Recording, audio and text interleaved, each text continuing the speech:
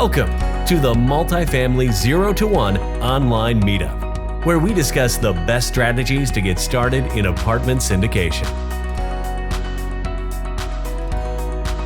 Thanks everyone for joining us. We're excited for another episode of our Multifamily 0 to 1 for syndicators.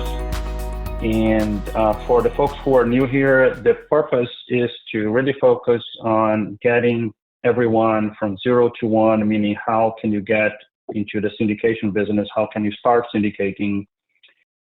Before we get started, I just want to remind everyone that this is an educational presentation and we're not making any investment recommendation.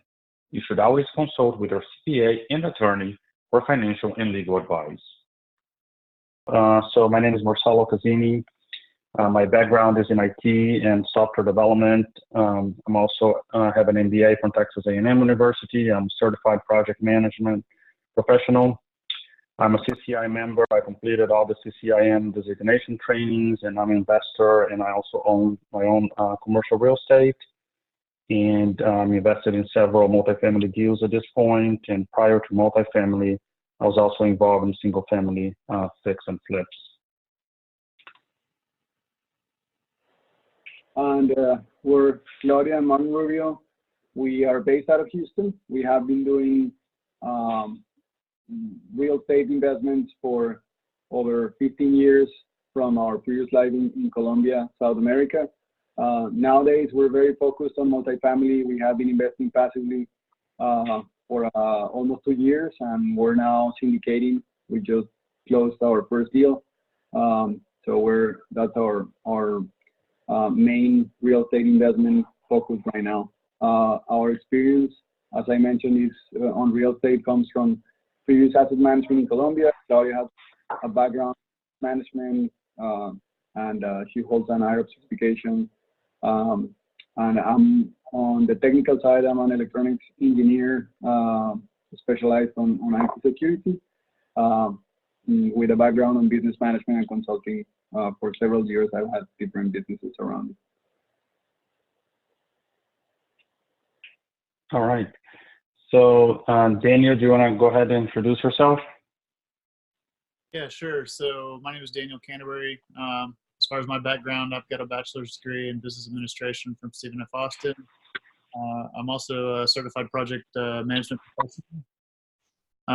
I've been in IT for about 23 years, and I currently I have ownership in, so this is actually my ownership group that owns 13 apartment complexes in 3 states, 7 submarkets, and over 1,750 doors. As far as me specifically, after December closing, I've been managing over 550 doors across 5 deals. So I have 6 deals under contract. Well, Daniel, we would like to know what was your life before multifamily? What were you doing? And just tell us a little bit of your past before. Yeah, sure. So I've been in IT for about 23 years, some various progressive roles, mostly on the infrastructure side. I currently work part-time as an IT infrastructure project manager.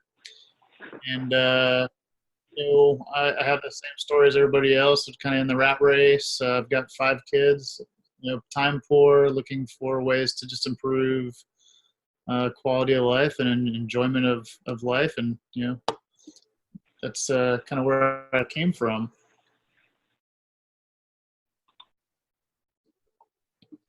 Sorry. How or why did you decide to get into real estate? So I actually have some family members back in the Northeast. I've been in real estate for a while, just doing like houses, duplexes, quadplexes. And so I had a passion for getting into real estate from a young age. In about 2006, I started investing small scale in some single family apartments, just looking for a way to own an investment that could generate some cash flow so that I could be less dependent on a W-2 salary, and look for a way to eventually retire and do real estate full time. And my initial track that was single family. So you started investing in single families before multifamily? That's correct. Started just a small scale, couple rental houses starting in 2006. And I've since sold them all because I've decided multifamily is a much better way to go. So how did you find out about multifamily? So actually, a funny story. So I take an annual ski trip with some family members, a couple cousins, and my dad, and one of my sons. And I was looking to expand and buy more single family back in early 2017. And my cousin, who was going on that ski trip with me, said, "Have you ever looked at doing multifamily? And you should look at multifamily before you buy more single family. It's a better model, it's more scalable. I think you'd be interested." So we actually went on a ski trip in early 2017, and the weather conditions was like 63 degrees in upstate New York. The snow was slush, and we ended up spending the entire time inside listening to podcasts and talking multifamily, and kind of where it started right there. And what was the thing that attracted you the most about multifamily? Well, so initially I didn't even know the multifamily for just a normal person like myself was even possible. I thought corporations, mutual funds, and apartments. And so just having it exposed as something that an opportunity for me to do was interesting. But the method of evaluation, the scalability, the ability to partner with other people, to make these deals happen, were all very attractive things for me. So you've first, before you did your first syndication, you've invested passively, I'm assuming. Is that correct? Correct. So once you've started passively, so how did you consider immediately that you wanted to be a sponsor or a syndicator, or did you feel like, hey, I'm going to do a few passive deals first? How and when did you decide to do that transition to be a syndicator? Yeah, good question. So I actually knew from the very beginning that I wanted to sponsor deals. I had started going to some meetups and networking and meeting some people, and was getting some opinions on, what's the right way to go. Should I be a sponsor first? Should I be a passive first? What do you recommend? And actually I found out that there's no one size fits all. Everybody does something different. And I got, probably the same recommendation for each of those different options. I personally chose to kind of dip my toe in the water a little bit first, get a passive deal, see how the ins and outs of that deal worked, get an impression for sponsor communication, and just see how that went before I jumped in all the way. Excellent. So when you felt that you were ready and with a full-time job, how did you end up changing your life in order to dedicate the time and to do the syndication? Yeah, so a lot of people, I think, don't understand that there is a little bit of time involved in being a sponsor. And for me, I ended up unfortunately I'd made some sacrifices. I was a pretty avid person going to the gym and staying in shape, and I had to give up a few things to find the time to commit to multifamily, along with my 5 kids and my full-time IT job. So I spent a lot of nights, a lot of weekends, spent some vacation days, but I was dead set on doing it and motivated, had a goal to reach, and I just went for it and did whatever it took. Excellent. And how about training? So now that you felt that, hey, I want to do this, did you go for some third-party education? Did you learn by yourself? How did you get educated into being and felt ready to do your first syndication? Yeah, so when I first started, I was listening to a lot of podcasts, specifically like Old Capital podcast. Michael Blanc does a podcast. I was listening to podcasts several times a week. I bought a couple books that I'd read. I went to a couple of meetups. Specifically, I went to an Old Capital quarterly speaker series event where they have a speaker come and talk. Just opportunities to network with people and learn. And through that experience, I kind of got introduced to the Brad Sumrock program, which is a mentoring program, and I ended up going to one of his weekend conferences, and I knew before I went to this conference that I wanted to join that group, and I thought that was the avenue to go to be successful. And so I went to that conference and actually joined. And so, Brad's group, there's a lot of education as well. So kind of, all those different avenues. So based on what you just said before, that everyone's path is different and everyone's strategy is different, what was particular about your strategy to get started, to put your team together? Like, did you choose to go for like contact brokers first, or find partners, or the lending side? What was that specific strategy that you think helped you get that first deal? Yeah, so honestly, I had a pretty loose strategy that started out when I first started. I was kind of in the process of developing that strategy. I knew I was going to leverage some recommendations for property management and lenders, just from some conversations I had with people over the months. But what happened with me was I happened to join at the same time one of my wife's former coworkers joined the group. And my wife and he happened to come across each other on Facebook, and they hadn't seen each other in 5 years. My wife and he talked, and she introduced him to me, and lo and behold, we became partners. We really hit it off well. We liked each other, so I just kind of backed into it a little bit out of luck. So, I guess to get back to your question, there was a little bit of strategy involved. I knew the direction I was going to go, but I actually got there down that path. It was a little bit of luck, a little bit of chance. Who knows that somebody my wife was good friends with 5 years ago would join the same group in the same month as me.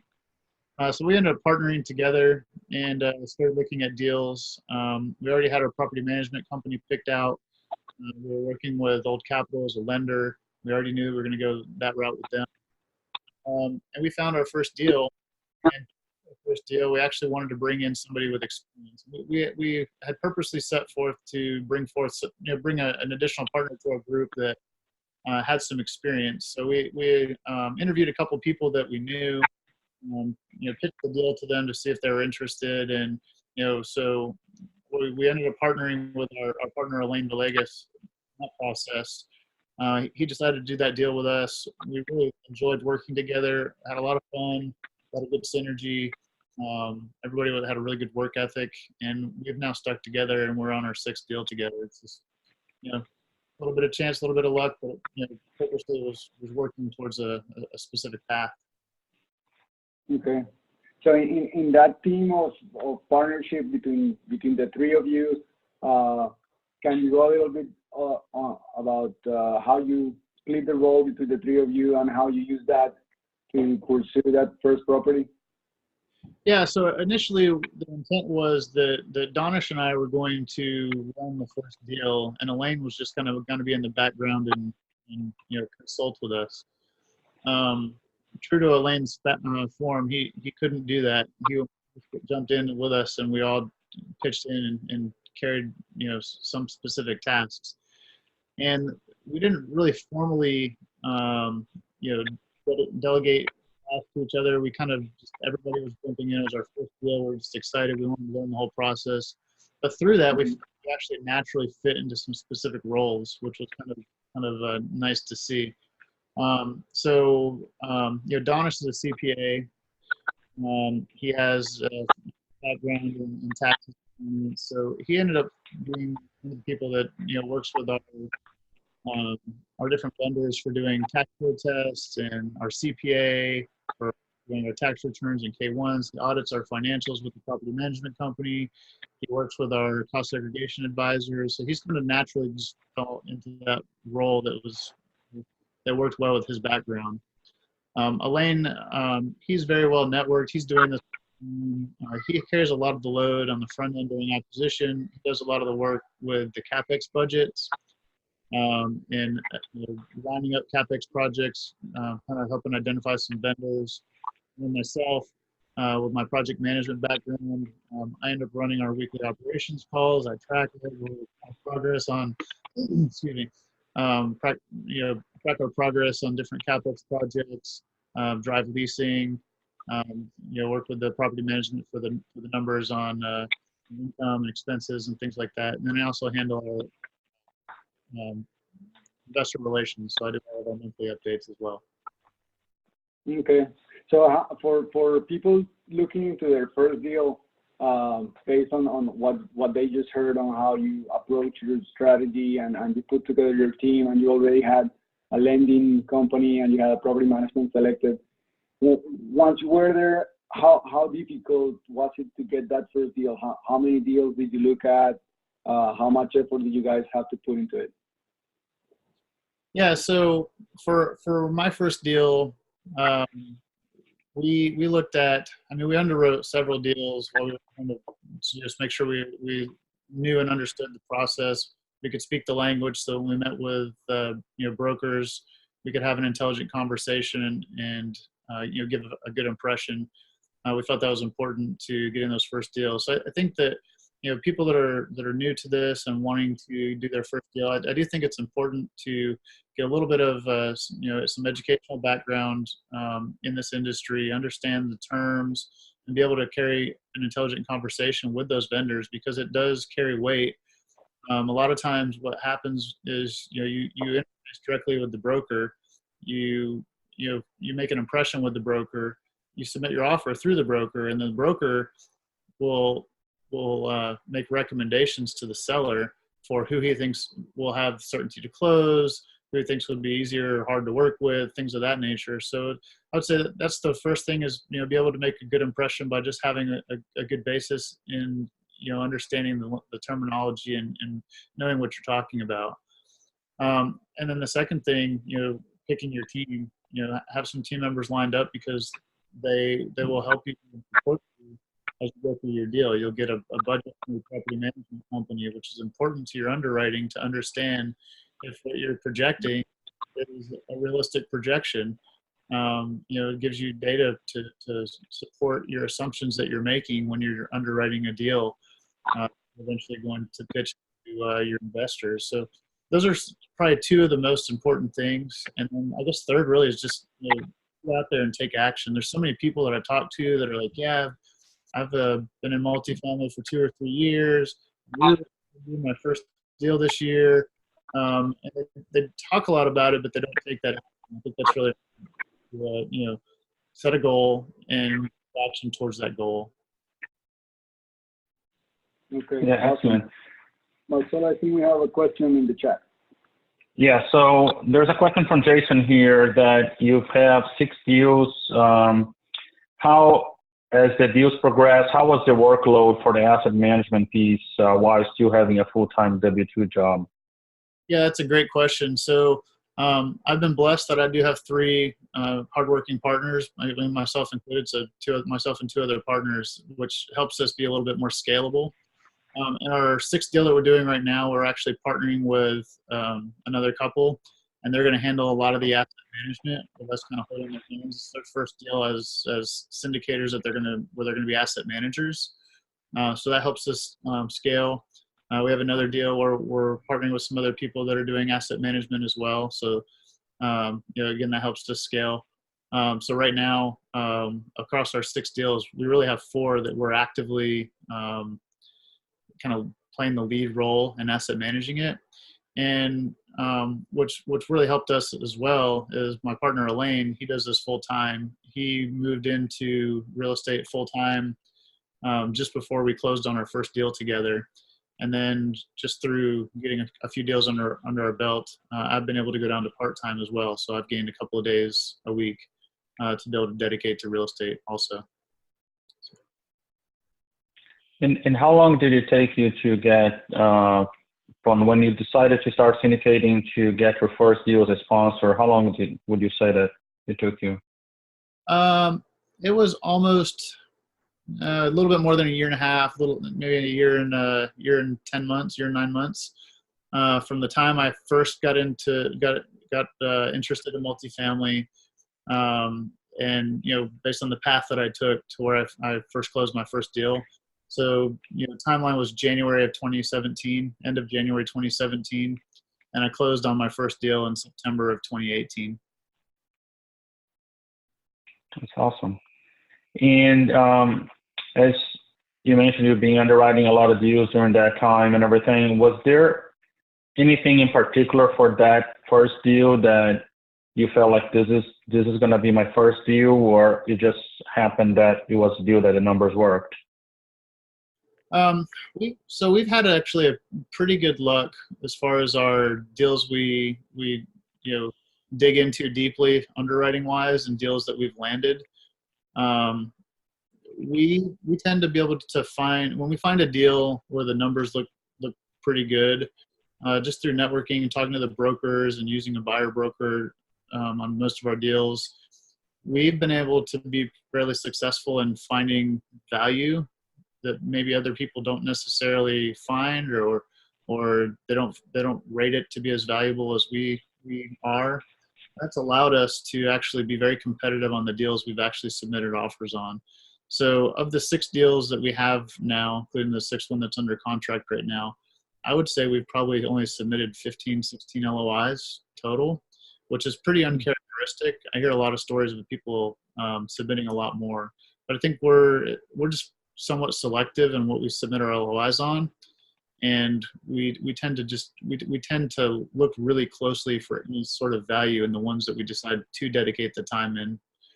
And I would say it's probably a little bit of a product of, going back to the question about, how do you manage your time load working full time and doing real estate? Well, we have to be very specific in our criteria. And when we do find something that we like, we don't have time to really look at 20, 30 deals and take swings and miss on all those deals. We really dig deep on the ones that we go after, do everything we can to try to find enough value to win those deals. Yeah, that makes sense. And on that first deal, tell us about the characteristics of the deal. I mean, how many co-sponsors? What was the location, number of units? Yeah, so it's a 69-unit deal in Fort Worth. It was $3.8 million. It was like a $1.1 million raise. So for our first deal, we felt it was smaller than what a lot of people are going for. So there was a little bit less competition, which worked in our favor. It was in an area that we had firsthand knowledge that was kind of an area that was in transition. Whereas if you did look to invest in that area 5 to 10 years prior, you probably would have been turned off by the demographics and things that particular to that specific area. So those were kind of 2 things that we had going in our favor. And then there was just myself and Donish and Elaine, so a sponsorship team of 3. Interestingly enough, we had originally lost the deal. We came in second during the LOI process, and while the other team the team that won the deal started looking through their numbers, we found out that the property management company had made a pretty big error on the expenses. And when that error was disclosed, it changed the numbers for everybody, and they ended up that group kind of backed out of the deal. And then, the broker called us back and said, hey, can you take a look at the updated financials and make an offer again? And we ended up winning it, during the second offer, basically. And a lot of that was just due to relationship that we developed with that broker as we were going through the acquisition process and touring the property.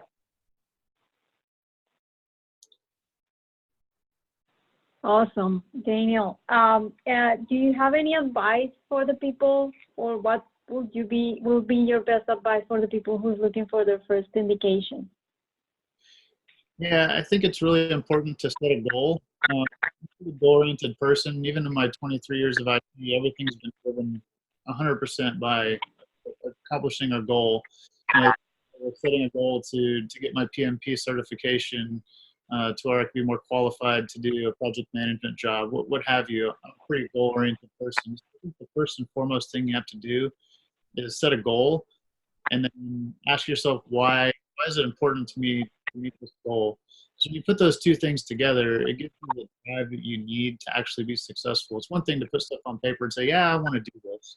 It's another thing to be specific on what you're putting on paper and then commit to a why do I want to accomplish this. I think that's really the first thing. So that drives everything else. And then after that, it's just, like I covered a little bit earlier, just, getting your team and, taking action. Actually put one foot in front of the next, start working towards underwriting a deal, submitting an offer on a deal. You can educate yourself to death, but at some point you're going to have to take some action and take it once, put one step in front of the next. And if you just keep taking steps, next thing you know, you've gone a mile, maybe working on your second mile. Until you take that first step, you're right where you started. Thank you. And when you get a deal from a broker, do you have any tips or process to do like a fast analysis or a quick analysis of the deal? Yeah, so we'll typically a broker will have some information in an offer memorandum that will show what the current financials are, what their projected financials are. They'll give their version of what they think your value-added opportunity would be. So we'll take all that information into consideration, and we'll take an initial swing at the deal and look at the underwriting and see if it makes sense to dig a little bit deeper. If we do feel like it looks like a deal that we should dig a little deeper on, we'll go drive by the property, and that'll help us give an initial estimate for what we're going to use for our rehab dollars. So if it's an older property, but it's in really good shape and well taken care of, doesn't look like there's deferred maintenance, that might give us a totally different number, like maybe $2,000 a door, than something even maybe newer, but it hasn't been taken care of, has a lot of just visual deferred maintenance. We might use $4,000 a door, $5,000 a door, it just depends. But we'll get that from visually assessing the property, and then if the numbers still work with that particular rehab budget, we'll usually get a budget from our property manager. We'll also go tour the property with the broker, and we'll get a much better look to help us refine our numbers. Okay, thank you. There's a question from Jason. So he's asking how many deals did you underwrite and how many LOIs did you send before getting your first deal? Yeah, we probably underwrote, 15 to 20 deals over the course of a month or two. We toured a couple properties. We actually, this was our first LOI that we submitted our first deal off of. So like I said, it's characteristics. A lot of people don't have, that. We were just fortunate, right place, right time, right circumstance. That was our first LOI that we submitted.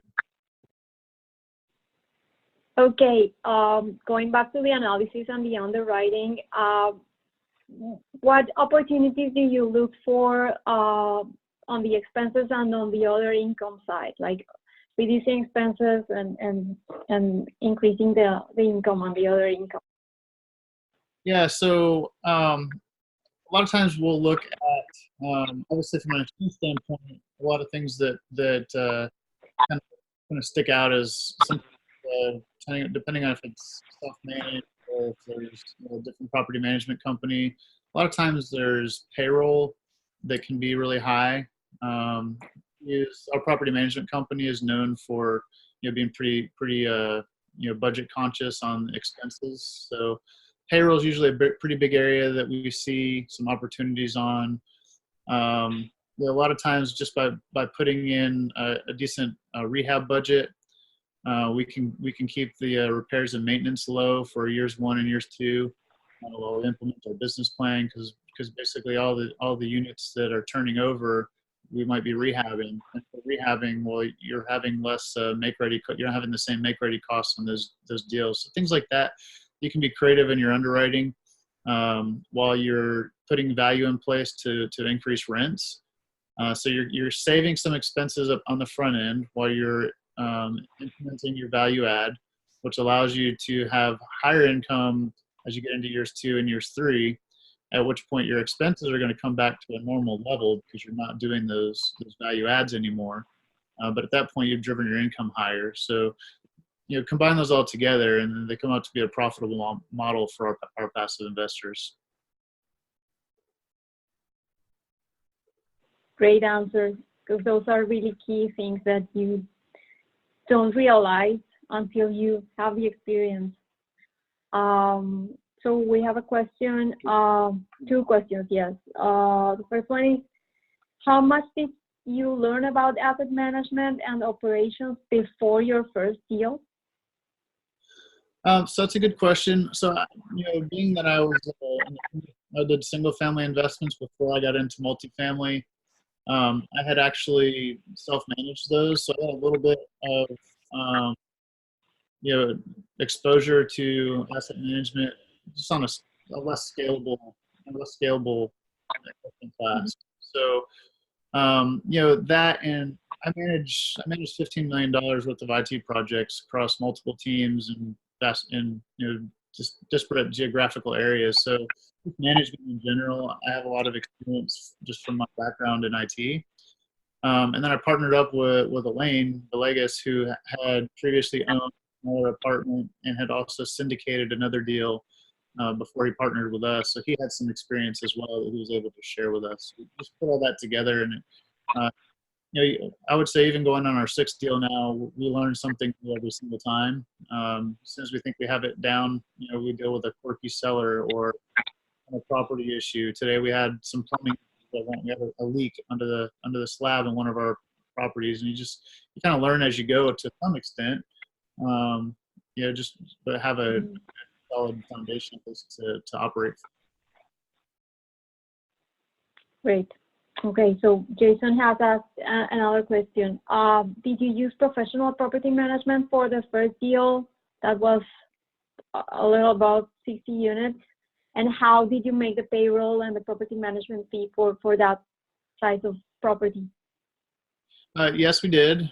So the rule of thumb that we've kind of been taught, and I've heard it in different podcasts and in different educational settings, is that your key target units, or apartment complex size for where property management starts to make pretty good sense is at 60. I know that people use property management for smaller apartments than that, but we purposely looked for doing anything above just to make it more cost effective on the property management side. You will pay a higher percent for a smaller number of units. So we were paying around 4% for managing 69 units, which is, for some of our bigger properties where we might be paying 3.5 or 3%. So there's a difference there. And on your first deal, there's only so much bargaining power you have, because you don't have, it's not like you can go to the property management company and say, hey, you're managing 1,000 of our units. Will you do this one for 3.5%? You don't have that leverage yet. So we just had to factor in the fact that we were going to eat management costs. And then like I said, the management company we use is Wayner Multifamily, and they're just known to be a pretty budget-friendly property management company. Their payroll tends to be on the lower end. And so you have to be careful with that, because you got to make sure you get qualified employees. But give us a budget for their payroll, and we use that number for our underwriting, and it still made sense using those numbers. Were they sharing the staff that you had for this property with another property, or were they all full-time staff? It was all full-time staff. So it was a one-person management office and a one-person maintenance staff. If we needed to pull labor for a big issue, or if we had we were behind at make-readies or something like that, we had the ability through our property management company to tap into some of their floating staff on a case-by-case basis. But for the most part, it was just one staff, one maintenance staff and one office staff, full-time. That's great. So, given your experience today, now that you've done 6 deals, if you were to go back in time on that first deal, what would you have done different, if anything, in terms of your strategy, your team, your criteria, getting the investors? Would you have done anything different? I would not have done anything different. Now, granted, I think I had a little bit of luck or chance that came into play in finding my partners. So, if I didn't have that happen, then, maybe I'd have a little bit of lessons on, being, how I would be strategic to pick my partners. But that kind of fell into place for me. So, I don't know that I have anything I would do different. One of the things I did learn was, you expect to take over a property and for it to just kind of continue operating the way it was. And I wasn't quite as prepared. The initial occupancy hit you take when you're taking over a property. Some things that go into that is the seller he wants the deal to go through. He wants you to be able to get your financing. So it's in his best interest to keep his occupancy at 90% or higher. So what happens is they tend to artificially inflate that by, being slower to evict somebody or lowering their rental criteria to make sure that they can keep the units full, just long enough for the seller to close, for the buyer to close, so that he can hand the problem off to him. And so, obviously, under that circumstance, what ends up happening is your evictions are higher, your bad debt is higher off the bat, and if you're not careful around the time you're closing, if you close during a off-peak leasing season, kind of like we were on our first deal, we were getting into an off-peak leasing season, going into the holidays. You might struggle with that for a couple months, and that was a little bit of a surprise. We had enough flexibility built into our deal where it didn't affect us that much. We're still able to pay out a distribution after 3 full months, but it was a surprise. It was a bit of a headache, and we had to really manage through that. It took probably 4 to 5 months. We closed in September, and it wasn't until later in February that we actually started to get to a comfortable occupancy level. So how long did you, once you put your pro forma in place to turn units, to start getting your new business plan in place, how long, you mentioned 4 months there, but was that your total that you felt like the property now is stabilized, or how long did it take you for you really start seeing your business plan implemented and have a stabilized deal that you didn't have to worry about it? Sure. So we actually hit the ground running. So our deals have been a little bit different depending on the deal. In this particular deal, we hit the ground running pretty quickly. We bought the property with a unit that had been down from a fire 2 years previous, and nobody had taken. This was 2 owners now, and nobody had brought that unit back up online so it could be rented. And when you factor in that income times cap rate, I mean, $30,000, $35,000, rehab cost to get that unit up and running is worth like $90,000 in value on the property. So pretty instant return on investment, really. And the previous owners hadn't done that. It was kind of shocking. So we took the property over knowing that, and we immediately brought that unit back online. And our business plan was actually to bring that unit online and then to continue the rehabs on the interiors that the previous owner had already been doing. So we just jumped right into that. I don't know that the timing of those 4 months or so to where the deal started to be really stable and performing well, I don't know that necessarily correlated to our business plan implementation as much as it was a timing going through just the cycling out of tenants post acquisition. We would have gone through that either way, and just implementing our business plan while we were going through that certainly didn't hurt. It just showed the tenants and the potential tenants that we were putting money into the property so to help sell the property better. But we would have gone through it either way. Yeah, that makes sense.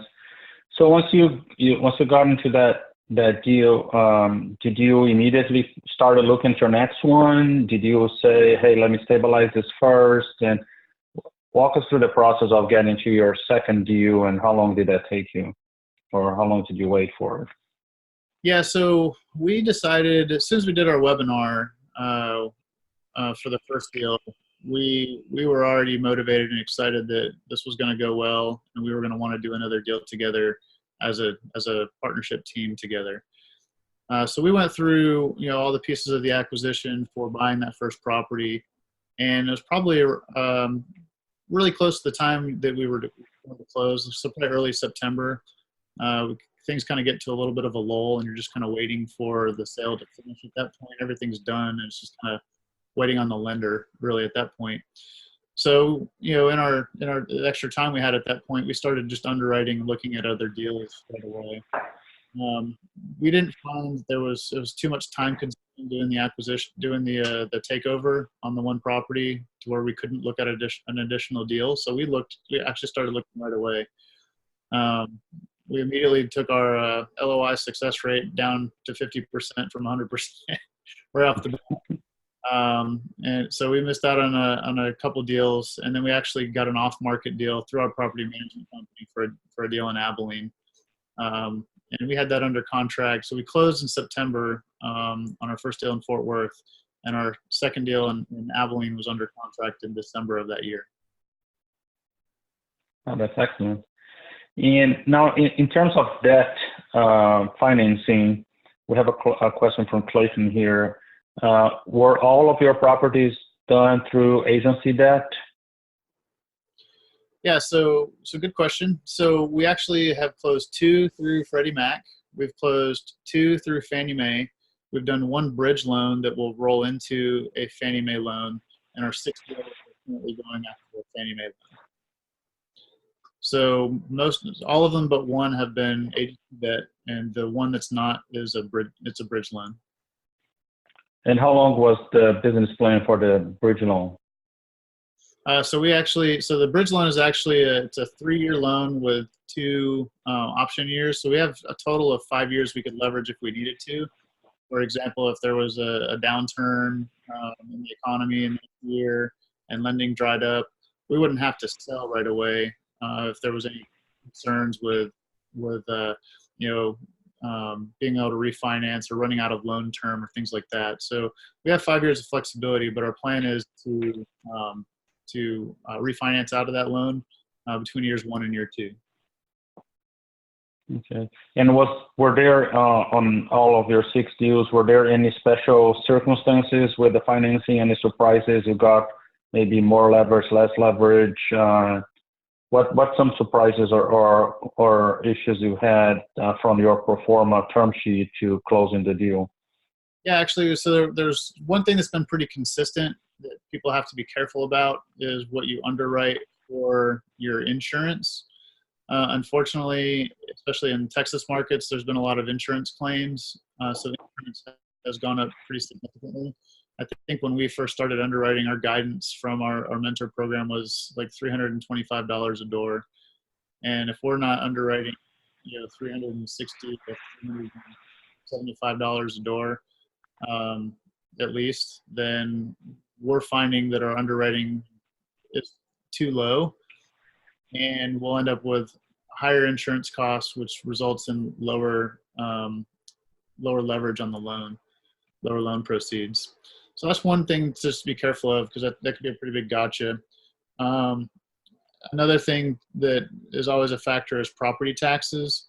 We actually get an opinion from a property tax advisor that would be the property tax advisor that will protest our taxes if we need to. They give us an opinion on where our taxes should be. So we've been using that for our underwriting in our recent deals. So those are probably two big things to be careful of. I'm trying to think if there's anything else. I think that the area and the neighborhood could be a little bit of a challenge. For example, we closed a deal in Abilene. That's a tertiary market. So if you don't know that and you're underwriting it for a lower interest rate like you would for like a DFW or Houston market, you'll find that there's actually an interest rate premium on those deals, and they will actually require a higher DSCR, which will impact your leverage. So that's something else to be careful with.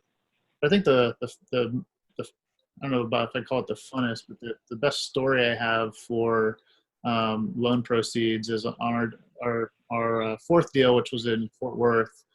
The lender's inspector uh, relied on satellite photographs of the roof, and looking at the satellite photos and the color of the roof, he tried to use that to determine the age of the roof, and it was telling the lender that we had to plan to replace those roofs. So in doing that, it was going to increase our reserve costs for that property, which was going to impact our loan proceeds. And they were also going to make us escrow money to replace those roofs. Well, we had due diligence done, and the company had estimated the roof to be like half of the age of what the engineer for the lender estimated those roof costs to be. So we had to haggle back and forth, and fortunately through our relationship with our mortgage broker, they actually got in touch with a previous seller who actually got us in touch with the roofing company who installed the new roofs, and he was able to provide invoicing to show that the roofs actually were the age of what our due diligence company had projected, and not as old as the engineer for the lender had estimated. And so in the end, we actually won that fight, and he had to revise his roof age on his report, and that allowed us to get the maximum loan proceeds. But it was a little bit dicey for a minute there, and it caused us to have to use a 15-day extension and delay closing a little bit. So that was kind of an interesting one. Yeah, that's great. How about as you've been progressing on your deal flow there, how have you noticed any difference in terms of capital raise? We have a question from Jason here. Are you getting mostly return investors? What's your ratio between new and returning investor? And are you finding it harder? Are you finding the same? I would say it's a mix of new investors and return investors. We do have some return investors. I know we have an investor for our current deal that he's indicating that he's going to invest in the deal, and that'll be his third deal he's invested with us. I think that we've been paying out returns pretty close to what our projections are, and I think that the word has traveled a little bit through our group. So some people that haven't invested with us before, they were coming up to us this last weekend at a networking event and saying, "Oh, we haven't invested with a deal with you, but we're interested in this deal. I think we're going to invest with you this time." So kind of a mix of the two. We're continually networking and building relationships, and I'd say we started off our first deal with a $1.1 million raise. Our second deal was a $1.3 million raise, and we jumped to a $3 million raise for our third deal. And that was a little bit stressful. It took us a lot longer to raise it. It was our biggest raise, obviously, by far. And then our fourth deal was a $2 million raise, and we raised that relatively quickly. So it's kind of, I don't know, we took so we kind of stair-stepped where our raise was as we go. And then really the biggest thing for us is we try to have really solid investor relations, very transparent, clear, detailed investor reports to our investors. We try to do what we say what we do, and just establish that trust. And the rest will take care of itself. We'll have investors that come back to us when the time is right, and hopefully we'll get some new investors. And ideally we continue to build a strong reputation for our team. All right, Clayton, do you want to ask your fun question there?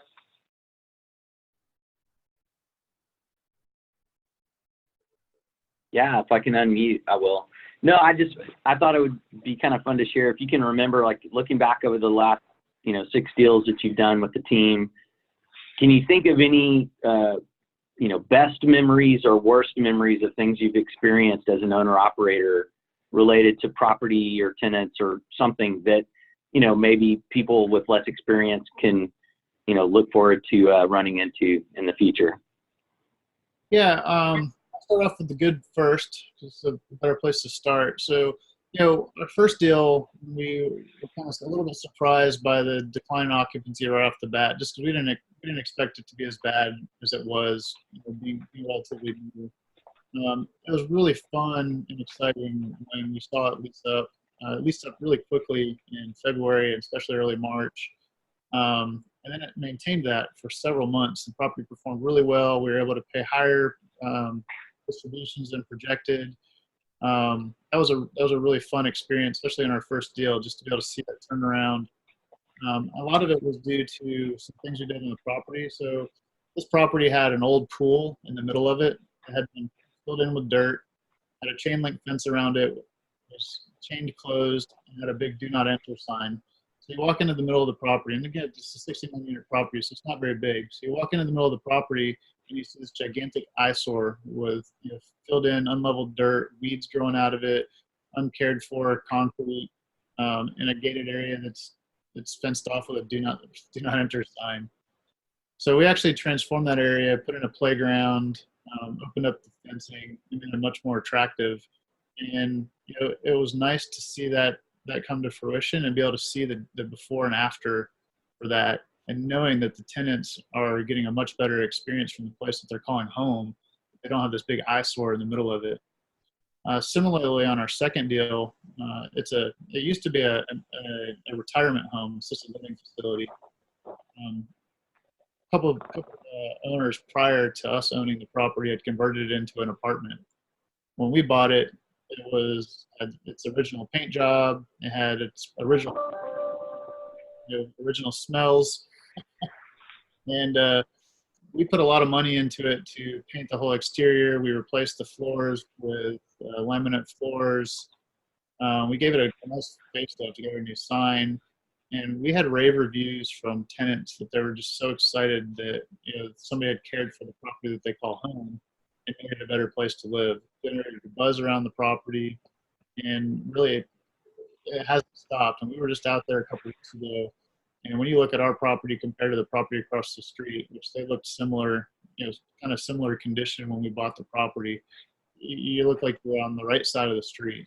That was pretty proud for us to see that. As far as some worst stories, I'll share two. We had a tenant who so we found out afterwards, had a history of going to properties, kind of inventing condition to happen to them, filing a small claim court in case, and getting some money, and then wanting to get out of their lease. So that was kind of an interesting bad story that you hope you don't see very often. But the funnest one was on our latest deal. We had negotiated an early access agreement so we could do some due diligence on this property, because it's an older property. Visually, you could tell it has a lot of deferred maintenance. So we're out there at the property for an hour or two, and then our due diligence partner called us over and said, "Hey, why don't you come up here on the roof and check this out?" So we climb up on the roof. There's 5 different types of roof all across the facility. The big kicker was on one of the biggest buildings. The guy must have had his maintenance crew just prop up a pitched roof on top of a flat roof, and build a roof that was completely out of code. No way it was permitted. To the point where our contractor was like, I won't even let my crew work on this building because it's unsafe until that roof is taken off and rebuilt. Totally unexpected. We were told that the roofs were 8 to 10 years old. That wasn't the case. We ended up retrading that deal, negotiating a $100,000 credit from the seller to address the roof. It was always something.